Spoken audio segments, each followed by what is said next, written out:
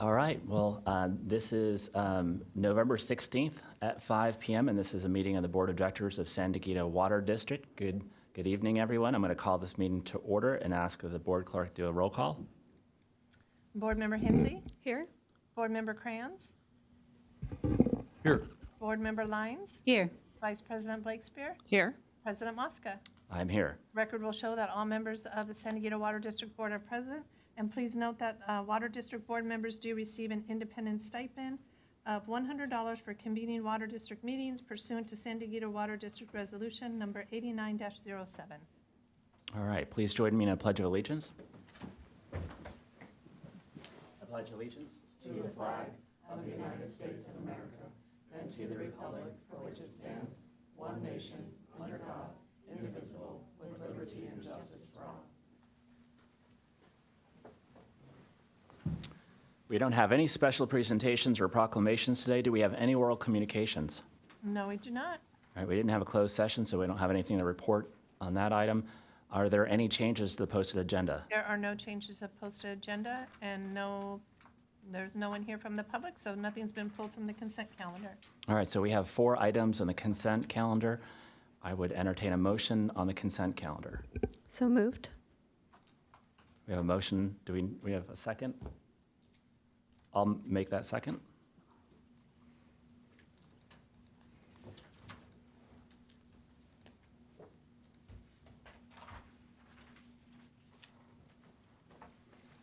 Motion carries unanimously. Great. All right, so we don't have any action items. We have 2 items on our informational section, and the first one is water resources update, and that is our water resource specialist, Han. Thank you, President Mosca. Just to give you a brief overview of what we'll be covering in the update, we'll be going over drought and conservation updates. We'll cover the supplies, the demands, and some policy updates as well. So moving on to the drought and conservation updates, some news on the Colorado River. In June, the U.S. Bureau of Reclamation called on basin states for a plan to reduce diversions from the river by 2 to 4 million acre feet. Thus far, the basin states have not come to an agreement, and so on October 28th, the Interior Department initiated a process to revise the current interim operating guidelines. This can be interpreted as the federal government increasing the pressure on basin stakeholders to come to a consensus-based agreement. Moving on to the state of California, on August 11th, the governor released the California's water supply strategy document. We have a quote here from Sandra Curl, the general manager of the San Diego County Water Authority, addressing the document itself. The general manager and myself have also reviewed the document, and we see 3 actions that are listed in that document of particular interest to the district. That's increasing storage capacity, leading with conservation, and data-driven water management. Alrighty, and then moving on to our supplies update. This is our imported supplies. Lake Mead has actually increased in elevation. There were a couple precipitation events within the basin. There have also been some releases from other dams, and so that level has temporarily been increased. Lake Oroville has decreased since we last met. And we currently sit at about 60% of historical average. Taking a look at the graphics, you see that there is a relatively high chance of precipitation in the Northern California area over the next month. Temperatures look like they are around the average in Southern California. And you can see how well we've been doing in the headwaters in terms of precipitation in the new water year. On the top right is going to be the precipitation in the Colorado headwaters. It's a tiny little black line, but we are trending right around the median value. And then the Northern Sierra Precipitation 8-Station Index, we are currently trending right at around the average. And then onto the local supply update. This is a big slide with not that much information. The general manager and I thought it'd be best appropriate to address Hodges updates in future presentations. And so for the time being, Hodges Reservoir Currently, within the first quarter of the fiscal year, we've used about 252 acre-feet. That constitutes about 14% of our potable supply. And just as a reference, in the last fiscal year, we used about 1,600 acre-feet, making up about 27.5% of our potable supply. And then moving on to the demand side of things, you can see how we've been trending in terms of our conservation. The total potable production figure is what the state uses. This is what they report on a monthly basis.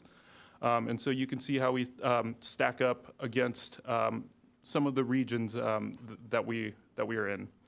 The residential consumption figures are listed there as well. You can see that that our residents for over the past 4 months have mostly been conserving. We did use slightly more water in October, but I'll just reference that that this is comparing apples to oranges a little bit because there are differences in precipitation in the 2 years, and that has a big impact on how much water we consume. We've also had a fair amount of water waste work orders generated this month as well, and as always, our field staff is following up on each one of those and making sure that they're addressed in a timely manner. And on the bottom right-hand side is just kind of a pie graph of the past 4 months, kind of what our consumption breakdown looks like. And so a large majority of our water consumption is going to be potable residential use, and then 17% of potable CII use, and then we have a big chunk of recycled water, which helps, reduce our demands on our potable supplies. Then moving on to the policy update. Some of these might look familiar to you. AB 2142 is the income tax exclusion. That was passed and chaptered by the state, so we're very encouraged to see that. Residents who choose to participate in the rebates and incentives can exempt those monies from their taxes starting right now. And so we believe that that's going to be a big benefit to our turf replacement program. SB 1157 was the legislation regarding the urban water use objective. That one passed as well. And so that set our indoor water use targets at 55 gallons per capita daily, and then all the way down to 42 gallons per capita daily by 2030. Some regulatory activity that's been going on. SB 555 is the water loss management legislation and the resulting regulatory actions. This bill set an individualized volumetric water loss performance standard that agencies must comply with beginning in 2025 through 2027. It includes other reporting requirements. The State Water Resources Board on October 19th adopted the regulation text, we'll begin complying with that as well. SB 606, AB 1668 is the Making Conservation a California Way of Life legislation. This is the urban water use objective, which is an individualized volumetric standard that each water agency will have to comply with. On September 29th, DWR provided recommendations to the State Water Resources Control Board. And the state board yesterday held an informational item receiving DWR's recommendations and taking public comments from water agencies and other stakeholders. It's anticipated that the state board will release the draft regulation language and begin the formal rulemaking process in 2023. So we'll be paying very close attention to that. And then as far as other updates, there is a program at Metropolitan Water District, which is referred to as the MAP program, or the Member Agency Administered Program Funding. We submitted an application to obtain some funding from Metropolitan, and we were able to successfully get those funds. These funds are for a 2-year cycle, and funds must be used on pre-approved conservation-related expenses. So we're happy to get some support from our wholesalers. That concludes the update, and I'm happy to take any questions. All right, well, thank you so much for that update. That was good information. Good that we had that change in state law. I can't imagine that you encourage somebody through incentive funding, and then you say it's gross income for your taxes. I mean, that's just kind of ridiculous. And so good that they resolved that issue on the state level. And I just want to note for this city council or board of directors that, that we did get on the County Water Authority side and for the city of San Diego, we got in their legislative priorities Lake Hodges. And so as our lobbyists for CWA and the city of San Diego are lobbying the state and the federal government, they are asking for funding for Lake Hodges, not only the interim repairs to Lake Hodges, but the long-term repairs, which is going to likely be a brand new dam. And so I think that's a good thing. And then through the general manager and other people kind of working with CWA and the city, whatever CWA is able to receive through their lobbying, or whatever we receive, because actually I had requested that we have this in our legislative priorities as well, which wasn't actually in our legislative priorities before, actually Tony and I did. Whatever we receive, we basically, that reduces the overall cost of this project. So it's not like if CWA receives, a $100 million grant or whatever it is, that doesn't just go to CWA's responsibility, it goes to the entire amount of the cost of repairing or replacing this dam. So I think that's a win-win situation. I did want to say that one of my colleagues on CWA, Lois Feng Sakai, is now the secretary of the board of directors for Metropolitan Water District, which I think is a significant step in the right direction. So we're no longer, we still have a few more lawsuits to settle, but we're no longer filing lawsuits against MWD. And we're now, as I've said before, engaging MWD about a relationship and that future relationship and how we have common goals. And from that, we now have one of our members on the board, on the executive board of Metropolitan Water District, which makes a lot of sense, but it also shows just engaging, what engaging actually does, especially when we have, 40% of the vote privilege up at MWD. So that's just my thoughts on this item. Any other board member lines? Thank you. Specialist Han, thank you for that. That was informative. Can you give me an area of magnitude on the amount of the grant that you were able to secure from for the conservation efforts from Metropolitan? Sure, absolutely. Yeah, that funding is in the amount. The amount is $15,000, and the pre-approved uses of those funds had to do with conservation outreach. That's amazing. I like to hear that. Thank you so much. All right, anybody else? Bless you. Anybody else?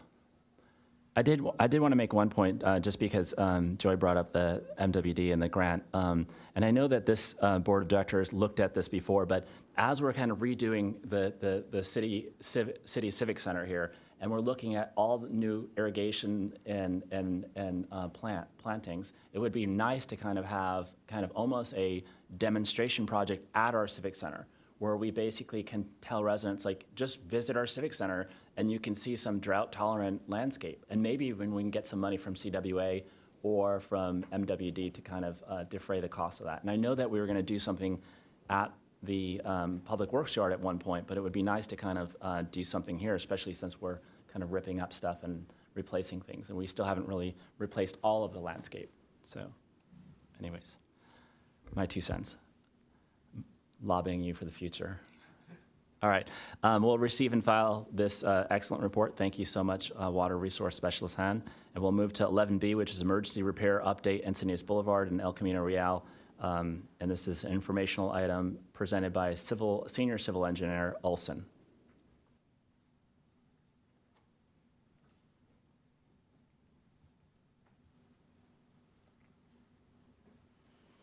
Thank you, President Mosca, members of the board. The item before you tonight is an update on the emergency evacuation of the district's 36-inch transmission main within the intersection of Encinitas Boulevard and El Camino Real.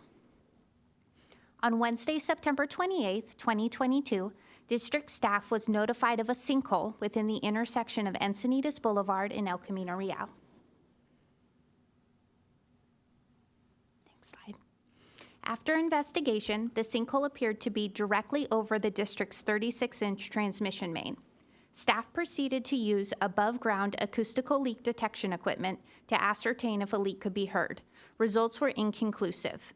Due to the criticality of the intersection, along with the transmission main being one of only 2 feeds serving the district, the general manager, along with the district secretary, declared this a condition of emergency, allowing for expedited repairs to address emergency conditions. On October 18th, the district's emergency contractor, Burtech Pipeline, started evacuation within the intersection. Burtech excavated a 6-foot by 8-foot wide well hole that went 14 feet deep within the intersection. Next slide, please. 3 feet of the 36-inch transmission main was fully exposed and inspected very detailed by our district inspector. There was no water intrusion into the well hole, and the main was found to be in sound condition. With no water entering the trench from any direction and the integrity of the pipeline intact, new backfill material was installed and compacted to district and city standards. The intersection was then repaved. The district then proceeded with extensive above-ground investigations. District staff entered and inspected 3 vaults located on both the 30-inch and the 36-inch transmission mains adjacent to the intersection.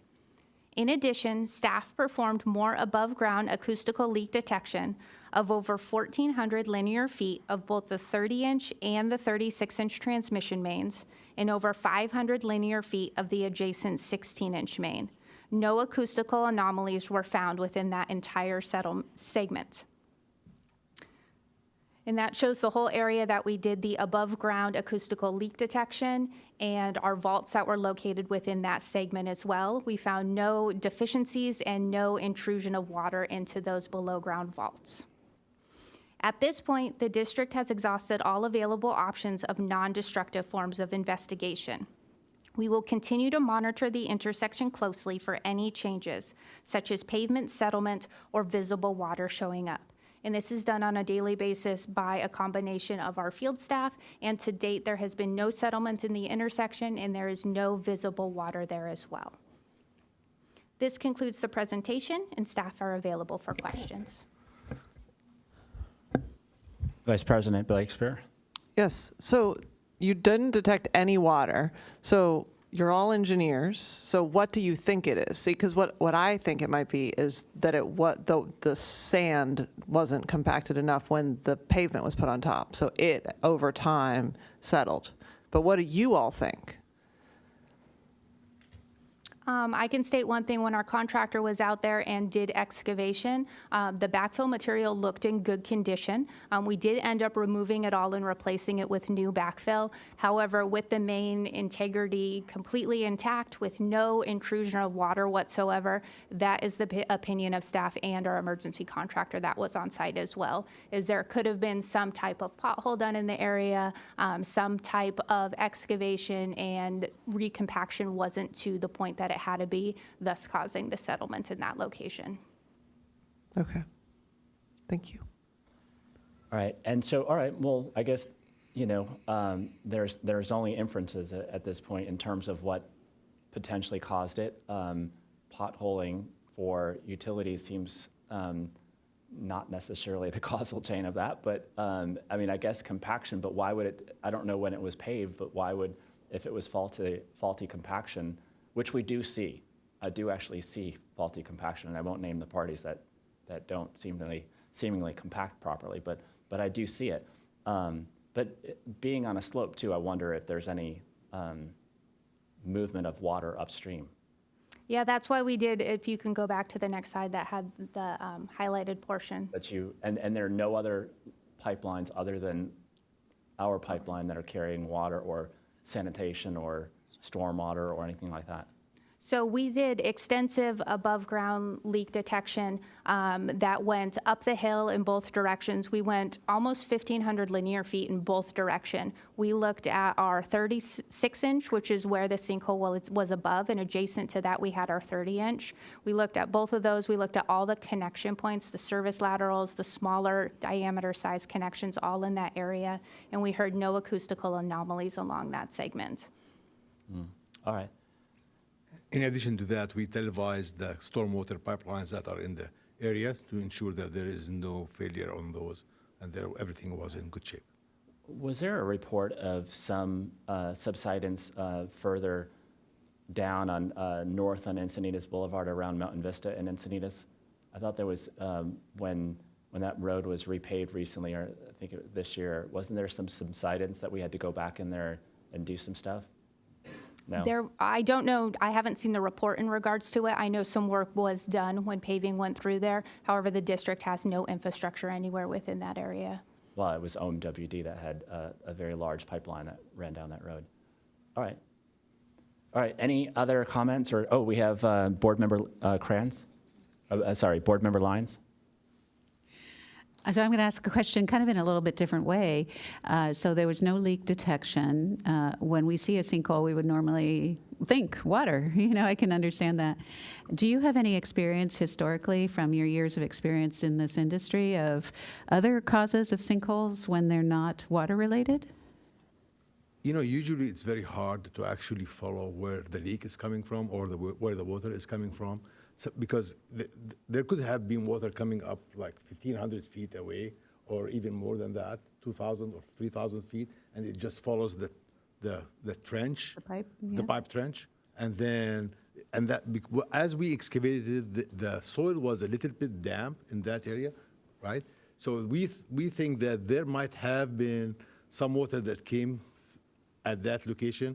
In addition to the fact that my understanding from Christina is the topography of the area, that is like a low point, so the water could be coming from any other location, into that point. But after we excavated it and we replaced it with the dry backfill, doesn't seem like there is any sinkhole in the area that we are aware of. So we're going to continue monitor, and we're going to continue do the investigations as needed to ensure that there will not be one in the future. And so you say continue, you're thinking there's something more you'll keep on monitoring? There's something? Well, the most important part is for us is to figure out if this sinkhole does resurface again in the near future. And we're waiting for the rain event to come in or whatever have you, but we are going to continue monitoring it. And if we do find out that there is a beginning of a sinkhole, then we will have to go back and start doing more investigation to determine where the water is coming from. And just one more question. The acoustical leak detection, it seems like a really cool tool. Do we have a protocol for how we use that to be proactive? Or are we using it more in a reactionary way when we suspect there might be a leak? I would say that we are mostly using it in a reactionary, just because of the resources available from our staff. But it's usually not that difficult to actually figure out where the leaks are, because water always surfaces up, except for certain locations like this one where we are gonna chase the water where it's coming from, because on the larger mains also the valves are spread with the long distances, so it's really hard to figure that out. And we also have purchased the state-of-the-art leak detection equipment for our use. Okay, good, thanks. There's also additional logic in terms of how you would basically look at the system in terms of the vintage of pipe, the type of pipe that you have, and how long the useful life of that pipe would be, so that maybe you're not testing that pipe, but that pipe is only 20 years old and it has a useful life of 50 years and it's corrugated steel or whatever it is. Is that there's some other plan and logic to that, right? Because I think that normally, like at CWA, we would have a plan of robust testing of all of our pipelines, but it's also consistent with the type of material it is and the useful life of that and stuff like that. So we do test it, but it would be a pipe that's at the end of its useful life that we'd be testing, and we wouldn't be testing pipe has a lot significant more life to it. Correct. We do that on asbestos pipeline, and that we take out of the ground to figure out the condition of the pipe. We do not really have a full-blown condition assessment for our system, and that's one of the things that we're going to shoot for next year in order to get somebody to do a full condition assessment of our pipelines, because our pipelines are now 50 to 60 years old, and they're getting to the end of their useful life, and the district does not have at this point in time any pipe replacement program in place in order to address that. We wait for the master plans to be done every 10 years in order to go and do the critical projects that are listed in there. Yeah, we should have that plan. And, you know, Councilmember Lyons and I sit on both together, represent Encinitas on Encina wastewater. And today we were talking about an item where Encina wastewater is looking at the plume that goes out of our outfall line. And when we have that responsibility of measuring and detailing all the plume to make sure that there's no harm to the ecosystem in the ocean, that we work with San Alejo Wastewater Authority to the south. We work with Escondido, and we're sharing all of these costs. And so I think that being that we have a close relationship with Santa Fe Irrigation District and Levenheim Municipal Water District, we should kind of look at what their plan is, and can we actually, for economies of scale, can we work with those three agencies together? Can we basically have one consultant that would do the hundreds of miles of pipeline that we have? Anyways, that's in addition to this report. But. I just want to add one more comment, if I may. Sure. I said that we don't really have a condition assessment program in place, no replacement of pipeline, but at the same time, the history of our main breaks in the district is really very low. So we are way below the average national average, and that was documented in our master plan that we just concluded a year and a half ago.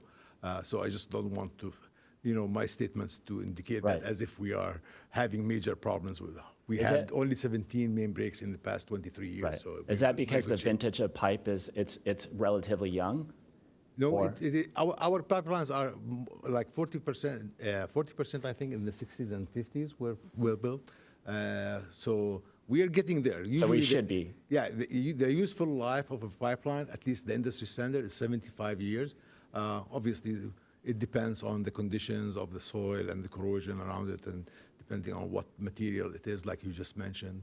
So all of that has to be taken into consideration when you do a condition assessment and figure out what the critical portions of the system that needs to be replaced. Thank you. Board Member Krantz?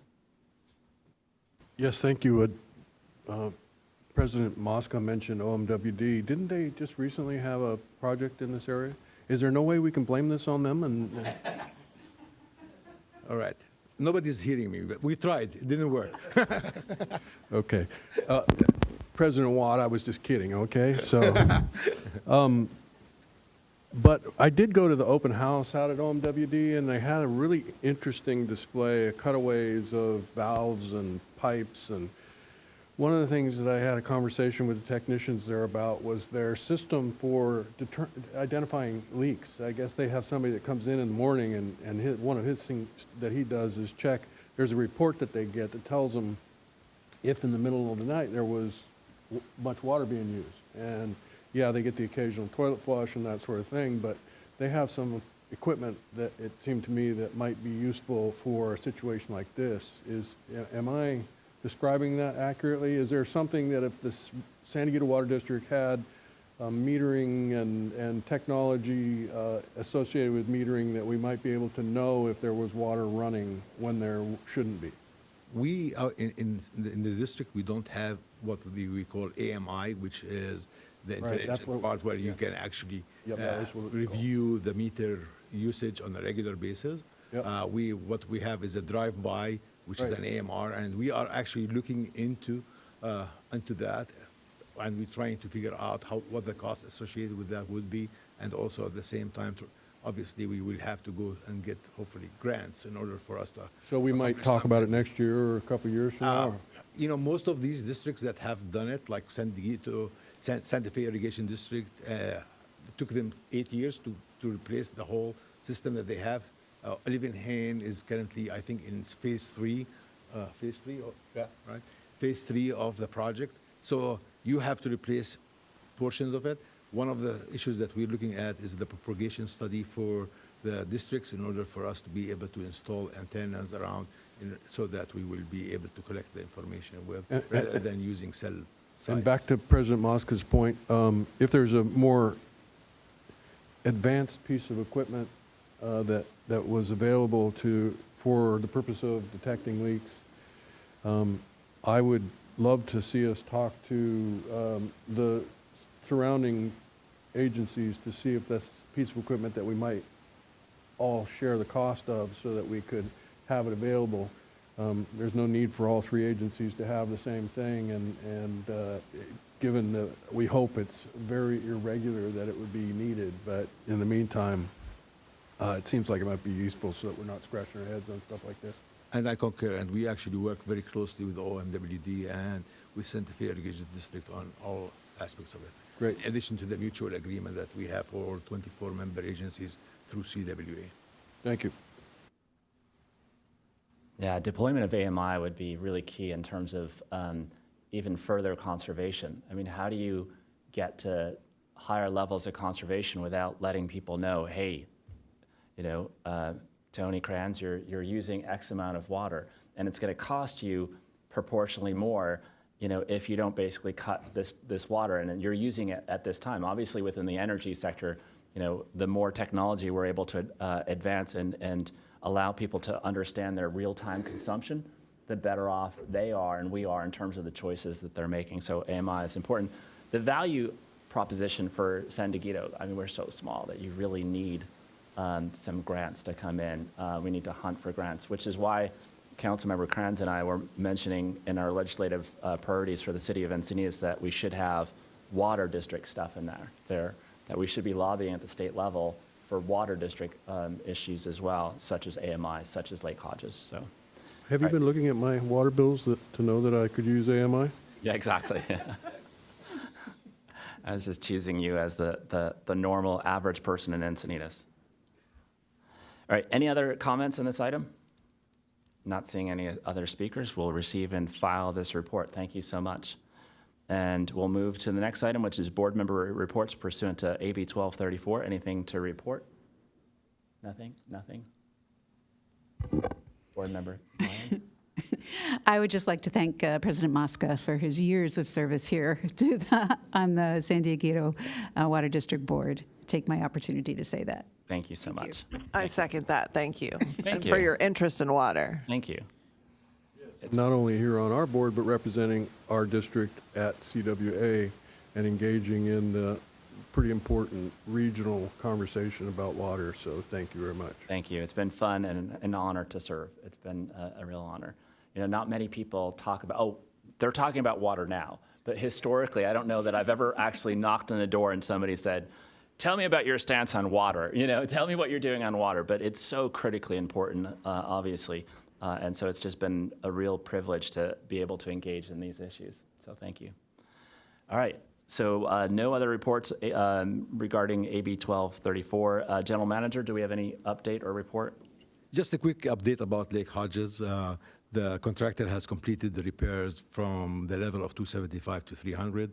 Now we're lowering back the level of water through the Santa Fe Irrigation District and San Diego Water District. We're taking that water, local water, in our system. The blend, I think currently today is at 40% local water to CWA water, and we are hoping that by the end of the month that we need to meet that deadline where we go back to 275 as per DSOD restriction. As for additional additional coordination with CWA and the city, we are continuously doing that, and we have been sitting on their committees that they have formed for management. Now they have an additional one that they formed for management, and they have the operation and the technical committees. So I'm thinking that we have a good relationship at this point in time. We hope that we will continue, because without the collaboration, it will be very hard to complete a project like the one that we are going to be doing in the next 10 years. Excellent. And so as we have to meet those state standards and we start to lower that water level, are we going to bring that through Badger? And will we see an uptick in San Diego water districts take from Lake Hodges? Yes, we are we are what do we currently- expect to go from 40% to?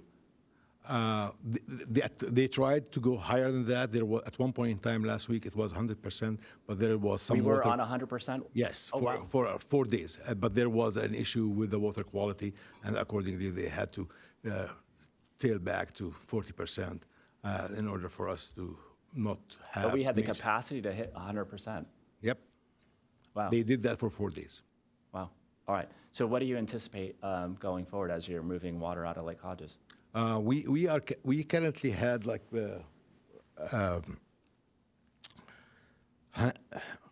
Augustine mentioned, we currently had used about 239 acre-feet. We are expecting to get 500 out of this drawdown from the 280 to 275. Now, in the future, it all depends on DSOD and the consequence analysis All right. that they are conducting, and that is going to determine where the level is going to be at. And from there, we will have to figure out how that will impact our district. Obviously, there will be monetary impacts from that perspective, and we are actually looking at the different scenarios and see what and how that will impact the funding for our district. Great. All right. Any questions or comments for the general manager? All right. Thank you so much. And we will, if there's no other business before this board of directors, I'm going to adjourn this meeting and say that the next meeting is December 21st. All right. We're adjourned.